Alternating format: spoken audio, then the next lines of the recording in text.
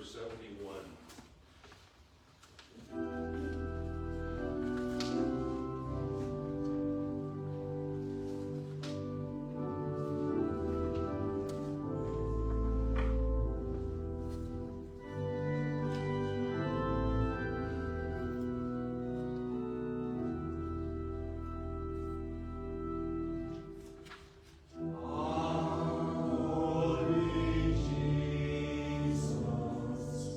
How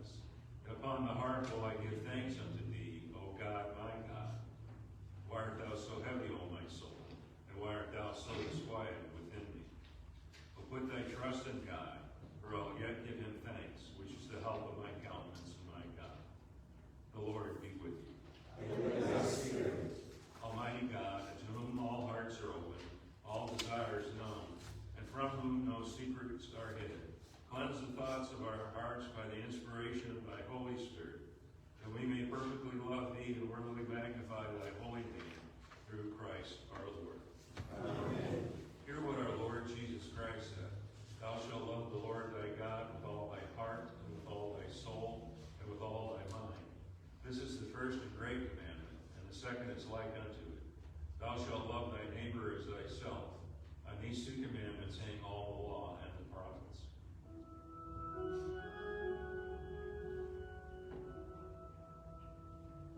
Lord, have mercy upon us. Christ, have mercy upon us. Lord, have mercy upon us.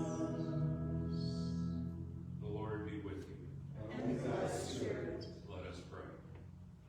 Almighty God, we beseech thee graciously to behold this thy family, for which our Lord Jesus Christ was contented to be betrayed and given up into the hands of wicked men, and to suffer death upon the cross, who now liveth and reigneth with thee and the Holy Ghost, ever one God, world without end.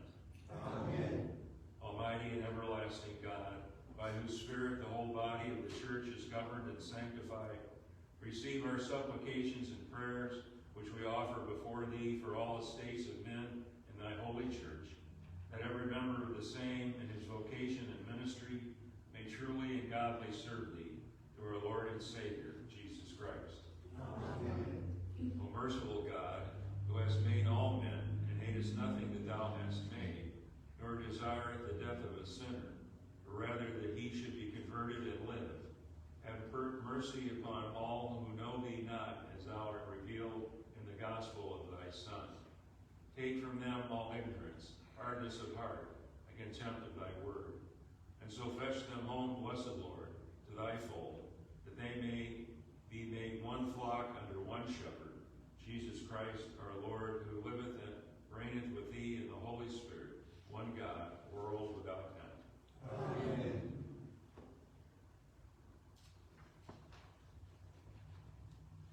The lesson is written in the 52nd chapter of the book of the prophet Isaiah, beginning at the 13th verse. Behold, my servant shall deal prudently. He shall be exalted and extolled and be very high. As many were astonished at thee, his visage was so mad more than any man, and his form more than the sons of men. So shall he sprinkle many nations. The kings shall shut their mouths at him, for that which has not been told them shall they see, and that which they have not heard shall they consider. Who hath believed our report, and to whom is the arm of the Lord revealed? For he shall grow up before him as a tender plant, and as a root out of a dry ground. He hath no form nor comeliness, and when we shall see him, there is no beauty that we should desire him. He is despised and rejected of men, a man of sorrows, and acquainted with grief, and we hid as it were our faces from him. He was despised and was esteemed not. Surely he hath borne our griefs and carried our sorrows. Yet we did esteem him stricken, smitten of God, and afflicted. But he was wounded for our transgressions, he was bruised for our iniquities. The chastisement of our peace was upon him, and with his stripes we are healed. All we like sheep have gone astray. We have turned every one to his own way, and the Lord hath laid on him the iniquity of us all. He was oppressed and was afflicted, yet he opened not his mouth. He is brought as a lamb to the slaughter, and as a sheep before her shearers is dumb, so he opened not his mouth. He was taken from prison and from judgment, and who shall declare his generation? For he was cut off out of the land of the living. For the transgression of my people was he stricken, and he made his grave with the wicked, and with the rich in his death, because he had done no violence, neither was any deceit in his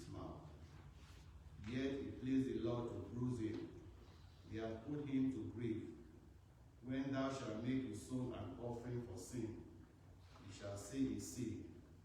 He shall prolong his days, and the pleasure of the Lord shall prosper in his hand. He shall see of the travail of his soul, and shall be satisfied. By his knowledge shall my righteous servant justify many, for he shall bear their iniquities.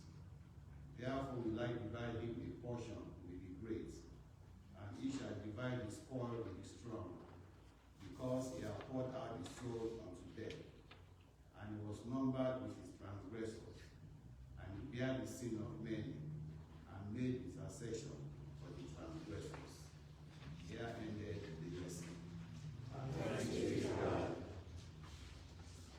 Save me, O God, for thy name's sake, and avenge me in thy strength. Hear my prayer, O God, and hearken unto the words of my mouth. For strangers are risen up against me, and tyrants which have not God before their eyes seek after my soul. Behold, God is my helper. The Lord is with them that uphold my soul. He shall reward evil unto mine enemies. Destroy thou them in thy truth. An offering of a free heart will I give thee, and praise thy name, O Lord, because it is so comfortable. For he hath delivered me out of all my trouble, and my eye hath seen his desire upon my enemies.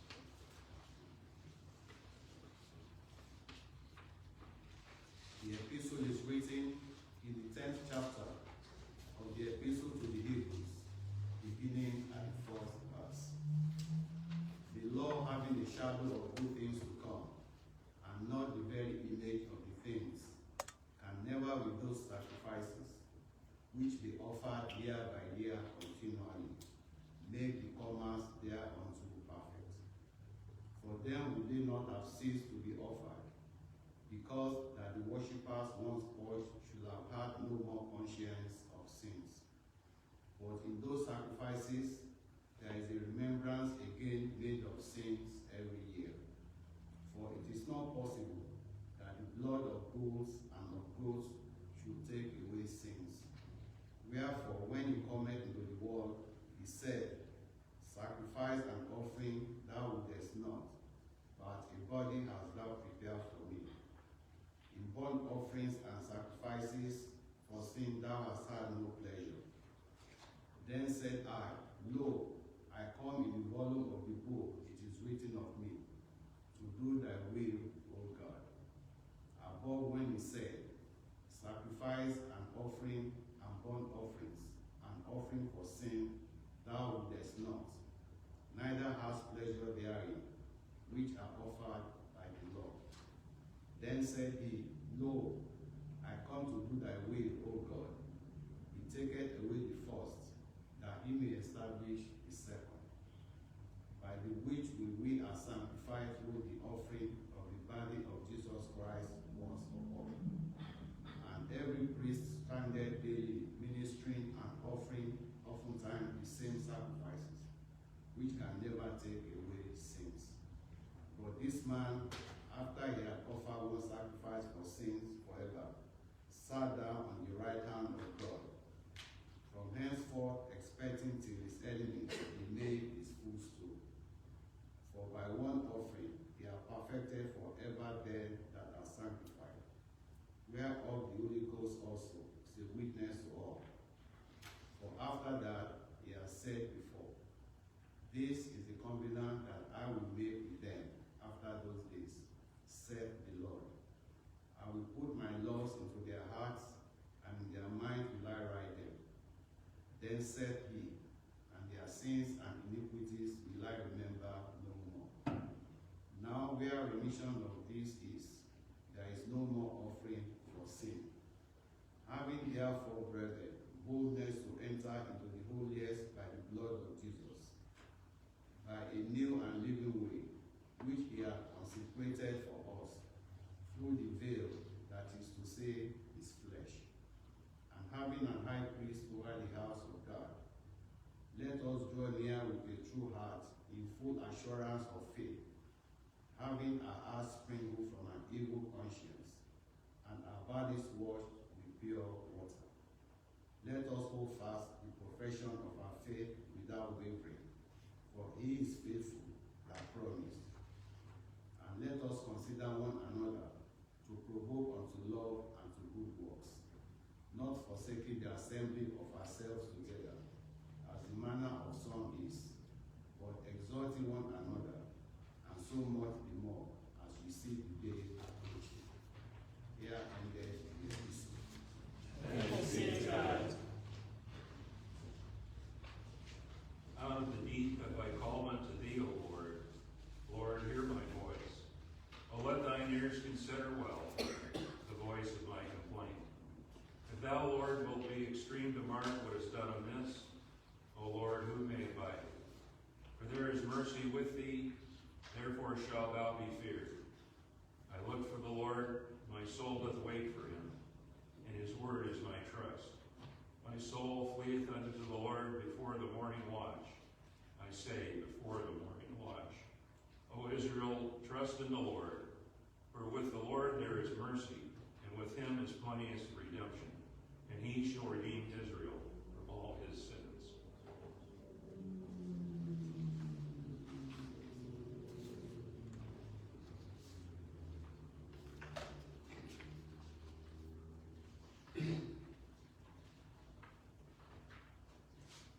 Please turn in your handout to the Passion of our Lord Jesus Christ. The Passion of our Lord Jesus Christ, according to St. John. Then Pilate entered the judgment hall again and called Jesus and said unto him, Art thou the King of the Jews? Jesus answered him, Sayest thou these things of thyself, or did others tell it thee of me? Pilate answered, Am I a Jew? My own nation and the chief priests have delivered me unto thee. What hast thou done? Jesus answered, My kingdom is not of this world. If my kingdom were of this world, then would my servants fight, that I should not be delivered to the Jews. But now my kingdom is not from hence. Pilate therefore said unto him, Art thou the king then? Jesus answered, Thou sayest that I am a king. To this end was I born and came into the world, that I should witness to the truth. Everyone that is of the truth heareth my voice. Pilate saith unto him, What is truth? and when he had said this, he went out again unto the Jews, and saith unto them, I find in thee no fault at all. But ye have a custom, that I should release unto you one ambassador. Will ye therefore let me present unto you the King of the Jews? Then cried they all again, saying, Not this man, but Barabbas. Now Barabbas was a robber. Then Pilate therefore took and had Jesus scourged. And the soldiers plaited a crown of thorns and put it on his head. And he put on him a purple robe, and came to him and said, Hail, King of the Jews! and they smote him with their hands. Pilate therefore went forth again and saith unto them, Behold, I bring him forth to you, that ye may know that I find no fault in him. Then came Jesus forth, wearing the crown of thorns and the purple robe. And Pilate saith unto them, Behold the man! When the chief priests therefore and the officers saw him, they cried out, saying, Crucify him! Crucify him! Pilate saith unto them, Take ye him and crucify him, for I find no fault in him. The Jews answered him, We have no, and by our law he ought to die, because he made himself the Son of God. When Pilate therefore heard that saying, he was more afraid, and went again into the judgment hall, and saith unto Jesus, Whence art thou? But Jesus gave him no answer. Then saith Pilate unto him, Speakest thou not unto me? Knowest thou not that I have power to crucify thee, and have power to release thee? Jesus answered, Thou couldst have no power at all against me, except it were given thee from above. Therefore, he that delivered me unto thee had the greater sin.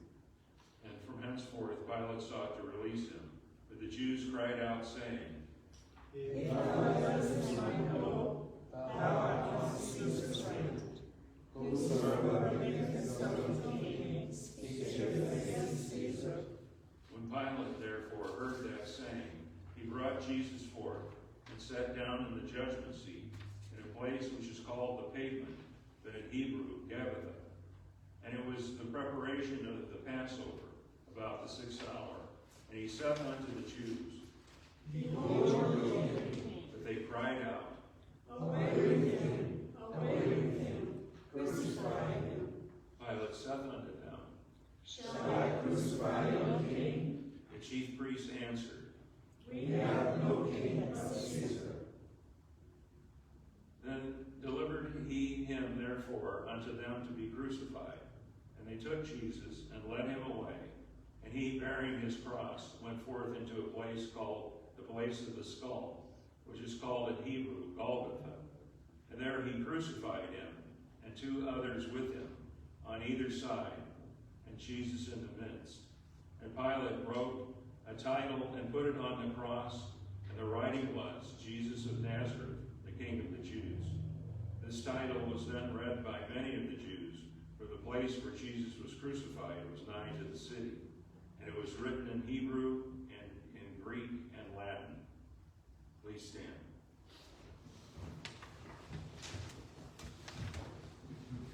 Then said the chief priests of the Jews to Pilate, But he said, I am the king of the Jews. Pilate answered, What I have written, I have written. Then the soldiers, when they had crucified Jesus, took his garments and made 4 parts, to every soldier a part, and also his coat. Now the coat was without seam, woven from top throughout. They said therefore among themselves, Let us not rend it and cast lots, Whose it shall be. that the scripture might be fulfilled, which said, Parted my garment among them, and for my vesture they did cast lots. These things therefore the soldiers did. Now there stood up by the cross of Jesus his mother, and his mother's sister, Mary the wife of Cleophas, and Mary Magdalene. When Jesus therefore saw his mother and the disciples standing by, whom he loved, he said unto his mother, Woman, behold thy son. Then said he to the disciple, Behold thy mother. and from that hour that disciple took her into his own home. After this, Jesus, knowing that all things were now accomplished, and the scripture might be fulfilled, said, I thirst. Now there was set a vessel full of vinegar, and they filled a sponge with vinegar, and put upon it hyssop, and put it into his mouth. When Jesus therefore had received the vinegar, he said, It is finished. and he bowed his head and gave up his spirit.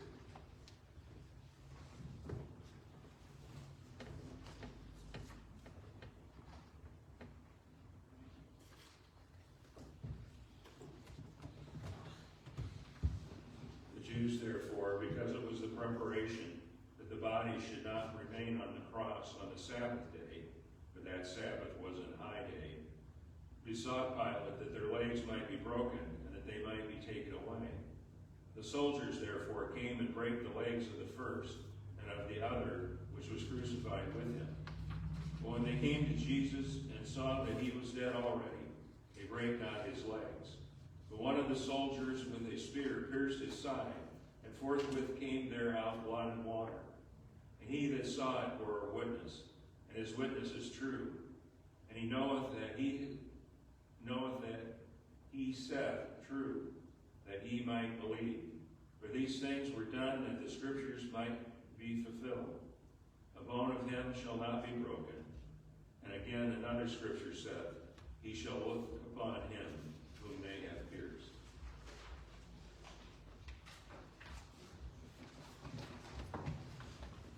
The sermon now.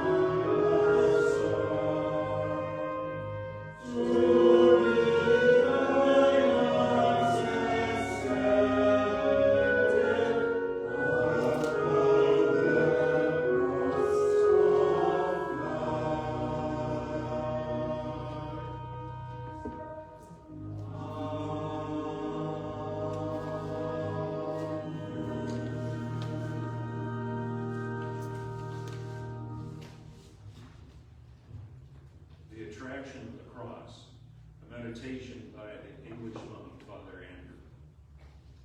I, if I be lifted up from the earth, will draw all men to me. Here are words of great confidence, spoken by one going to what seemed to be death and defeat. Our Lord has spoken a moment before to his disciples the memorable words, "He that loveth his life shall lose it, and he that hated his life in this world shall keep it unto eternal life." No earthly preacher of the gospel ever practices what he preaches. He preaches what he longs to practice. Our Lord alone, who is himself the gospel, as he is the Word of God made flesh and dwelling among us, made every word of his teaching real by the literal fulfillment and expression of it in the example of his own life. As he taught the doctrine of the sacrifice of the lesser for the greater, so his own example, he will lay down earthly existence for the sake of eternal life. The word I brings before us the mystery of personality. You and I are persons. Wherever we go, we take ourselves. Wherever we are, we have ourselves. If we have joy or sorrow, peace or pain, it is in ourselves. If a saint were put in hell, he would still have heaven in himself. If a devil were put in heaven, he would still have hell in himself. It is what a man is that affects all that he says or does. And this man, whose words come to us over the ages, is God, the great self-existent personality, the great I am. A very simple thing may be said by someone that may have great influence because of what that person is. A magnificent sentence may be framed by someone else, and somehow or the other it does not come home to us just because of what that person is. This God who has created you and me has revealed to us his personality and his incarnate life. He who has created our human personality comes to us and finds communion with us. If I be lifted up, he speaks of a condition. Even God is bound by conditions. There are some things he desires shall happen. It will only happen if a certain condition is fulfilled. He has assumed the condition of manhood, and he is human and subject to human conditions. If he is to save us, he must not become just a kind of man, but really and truly man, capable of being tempted and able to suffer. Yet he is God, and in the conditions of his manhood, he must be true to his character as God. This character is challenged now by man, his creature, who seeks to bring torture and death to his human nature. The character of love is being tested. God will accept even that. Love must go to the uttermost length. So God and human nature accept death on a gallows. For therein he will not only be lifted from the earth in his physical body, but he will be lifted up in a glory such as love has never known before. Here is the mystery of atoning sacrifice. He went down into the garden, and an angel appeared unto him, not to take the cup away, but to strengthen him. If I be lifted up, that is the condition, obedience to the law of love. The perfect fulfillment of the law of love is to be made manifest in this sacrifice of the cross. Then comes the confident assurance, I will draw all men unto me. Bishop Westcott, a noted scholar on St. John's Gospel, says that the word translated all men is neuter. It means everything. We need not limit the effects of Christ's redemption. The divine love will have a universal effect. He will draw all unto himself. We are confronted in the world now with men who are seeking to drive men into the bonds of slavery. God's way is the way of attraction. He draws, he does not drive. He is that stars do not collide. How is it that stars do not collide and fall into confusion? It is because of the law of attraction.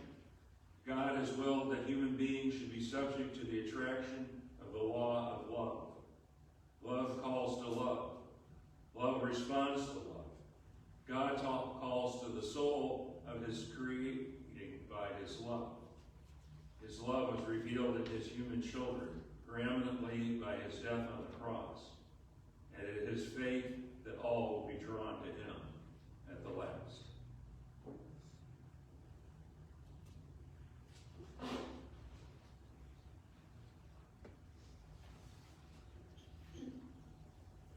visiting prayers can be found on page 6 under roll.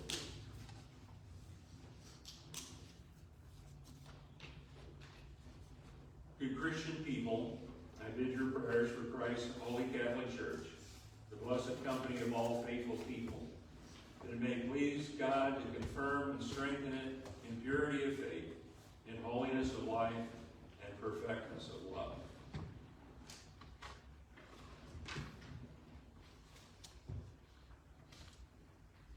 Let us pray. Keep, we beseech thee, O Lord, thy church with thy perpetual mercy. Because the frailty of man without thee cannot but fall, keep us ever by thy help from all things hurtful, and lead us to all things profitable to our salvation, through Jesus Christ our Lord. Amen. Ye shall pray for Christ's Holy Catholic Church, that it may please God to restore to it the witness of visible unity, and more especially for that branch of the same planted by God in this land, whereof we are members, that in all things it may work according to God's will, serving him faithfully and worshiping him acceptably.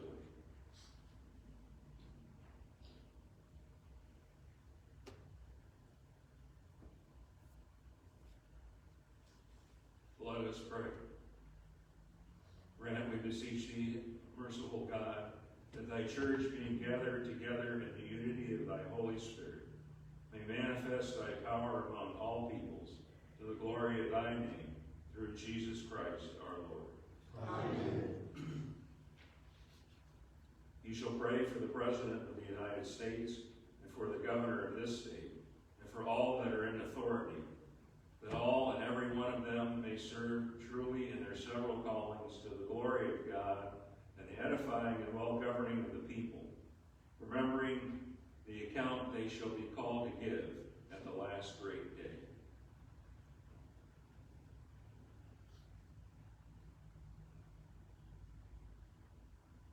Let us pray.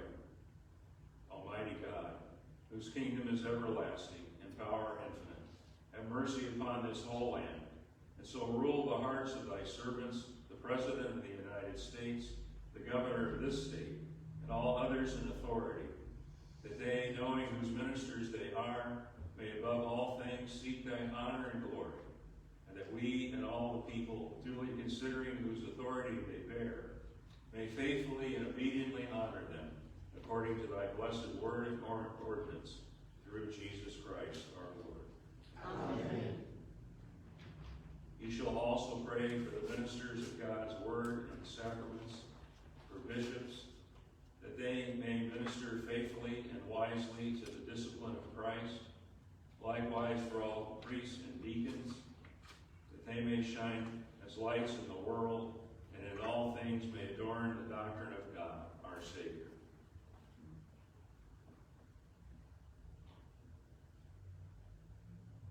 Almighty God, the giver of all good gifts, who of thy divine providence hast appointed diverse orders in thy church, give thy grace, we humbly beseech thee, to all those who are called to any office and administration in the same, and so replenish them with the truth of thy doctrine, and endue them with innocency of life, that they may faithfully serve before thee to the glory of thy great name and the benefit of thy holy church, through Jesus Christ our Lord. Amen.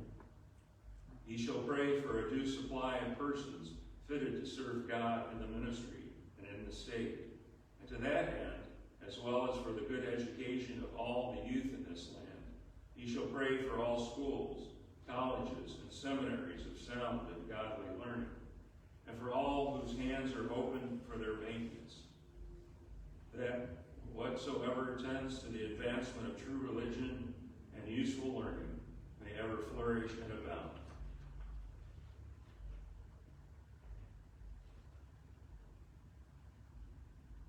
Let us pray. Almighty God, we beseech thee with thy gracious favor, behold our universities, colleges, and schools, that knowledge may be increased among us, and all good learning flourish and abound. Bless all who teach and all who learn, and grant that in humility of heart they may ever look unto thee, who art the fountain of all wisdom, through Jesus Christ our Lord. Amen. Ye shall pray for all the people of these United States, that they may live in true faith and fear of God, and in brotherly charity one towards another.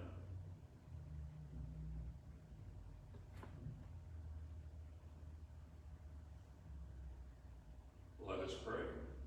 Lord of all power and might, who art the author and giver of all good things, graft into our hearts the love of thy name.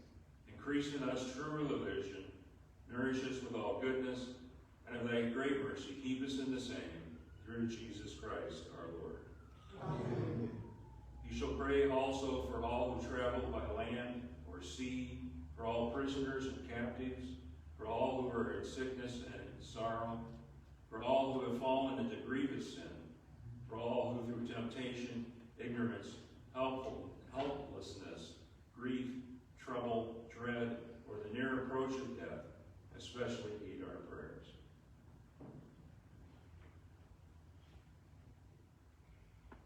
Let us pray. Assist us mercifully, O Lord, in these our supplications and prayers, and dispose the way of thy servants towards the attainment of everlasting salvation, that among the changes and chances of this mortal life, they may ever be defended by thy most gracious and ready help, through Jesus Christ our Lord. Amen. You shall also praise God for rain and sunshine, for the fruits of the earth, for the products of all honest industry, and for all his good gifts, temporal and spiritual, to us and to all men.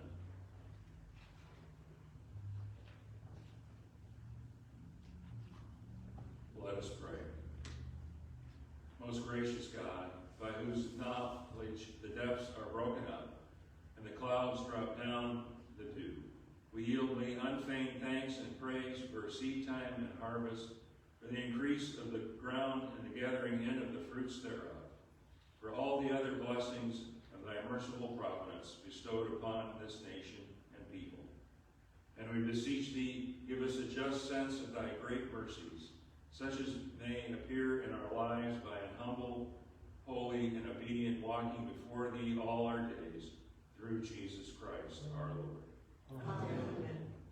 Finally, ye shall yield unto God most hearty praise and thanks for the wonderful grace and virtue declared in all his saints, who have been the choice vessels of his grace, and the lights of the world in their several generations.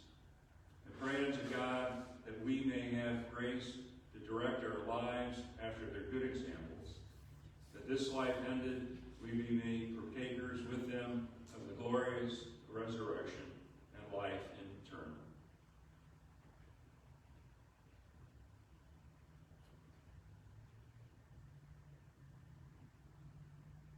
Let us pray.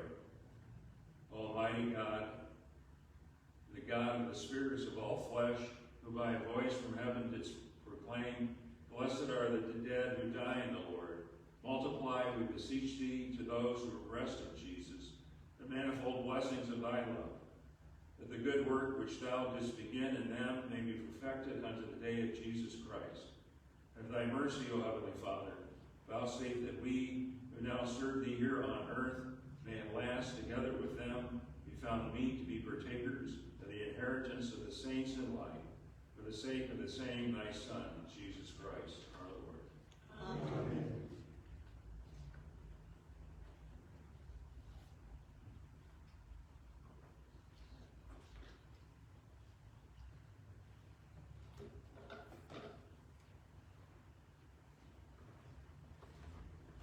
The service continues with the reproaches found on page 11. O my people, what have I done unto thee? Or wherein have I wearied thee, saith the Lord? Testify against me, because I, the Lord thy God, brought thee forth from the land of Egypt. Thou hast prepared a cross for thy Savior. Holy God, holy and mighty, holy and wonderful, have mercy upon us. Because I, the Lord thy God, led thee through the desert 40 years, and fed thee with manna, and brought thee into a land exceedingly good, thou hast prepared a cross for thy Savior. Holy God, holy and mighty,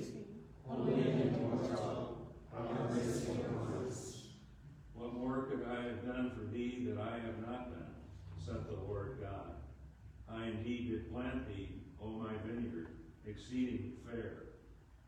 And thou art become very bitter unto me. For vinegar thou gavest me to quench my thirst, and thou hast pierced with the spear the side of thy Savior. Holy God, holy and mighty, holy and immortal, have mercy upon us. I, the Lord thy God, did scourge Egypt with her firstborn for thy sake, and thou hast scourged me. I led thee forth out of Egypt through the Red Sea, and thou hast delivered me unto the chief priests. I did open the sea before thee, and thou hast opened my side with the spear. O my people, what have I done unto thee? O wherein have I wearied thee, saith the Lord. Testify against me. I did go up before thee in the pillar of cloud, and thou hast brought me into the judgment hall of Pilate. I did feed thee with manna in the desert, and thou hast stricken me with blows and scourges. I did give thee to drink the water of life from the rock, and thou hast given me to drink gall and vinegar. O my people, what have I done unto thee? O wherein have I wearied thee, saith the Lord. Testify against me. I did smite kings for thy sake, and thou hast smitten my head with a reed. I did give thee a royal scepter. Thou hast set upon my head a crown of thorns. I did raise thee on high with great power, and thou hast hanged me upon the gibbet of the cross. O my people, what have I done unto thee? Or wherein have I wearied thee, saith the Lord. Testify against me. Let's say together, O Savior of the Lord, world, who who by by thy thy cross and precious blood hast redeemed us, save us and help us. We humbly beseech thee, O Lord.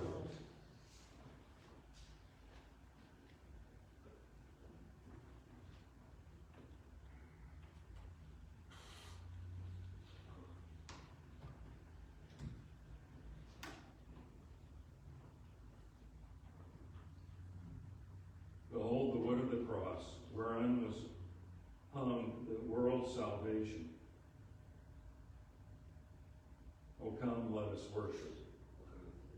Behold the wood of the cross, whereon was hung the world's salvation. O come, let us worship. Behold the wood of the cross, whereon was hung the world's salvation. O come, let us worship.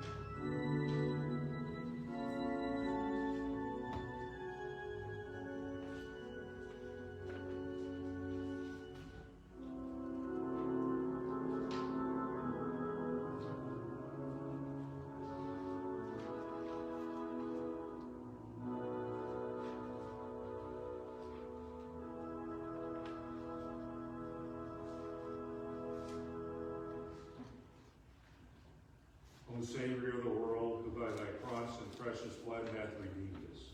Save us from us. We humbly beseech thee, O Lord.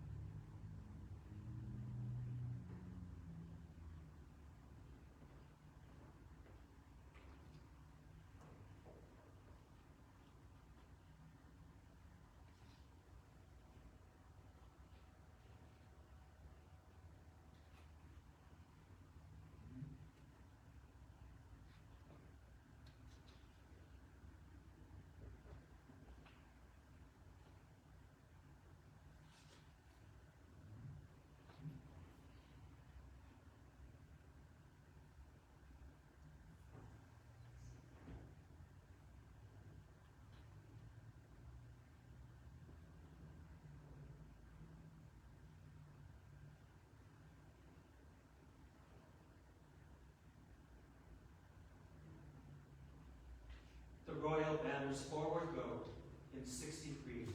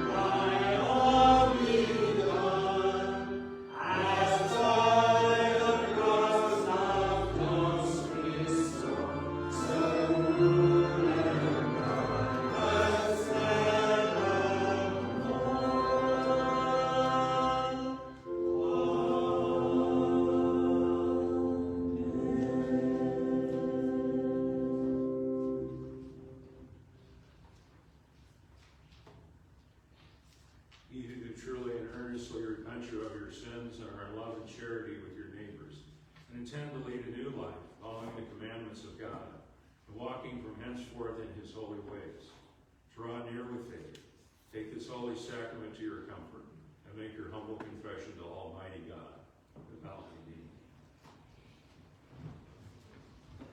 Almighty God, Father of our Lord Jesus Christ, maker of all things judge of all men, we acknowledge and bewail our manifold sins and wickedness, which we from time to time most grievously have committed, by thought, word, and deed, against thy divine majesty, provoking most justly thy wrath and indignation against us.